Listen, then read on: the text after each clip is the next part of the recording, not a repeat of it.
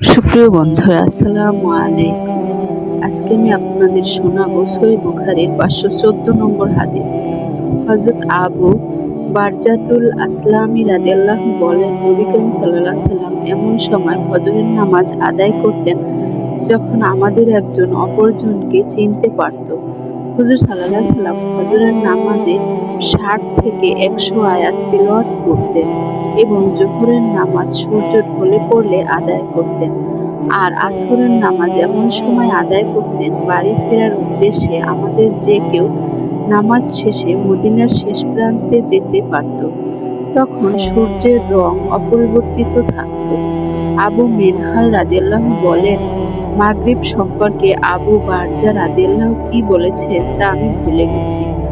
আর এশার নামাজ রাতের 1/3 পর্যন্ত দেরি করাতেন, কোনো উৎকণ্ঠা বোধ করতেন না। তারপর বললেন, রাত্রির মধ্যভাগ পর্যন্ত দেরি করাতে উৎকণ্ঠা বোধ করতেন না। রাবি সুবাহ রাদিয়াল্লাহু বলেন, আমি আবু মিনহালের সাথে পরে সাক্ষাৎ করলে তিনি 1/3 কথাই বলেছেন।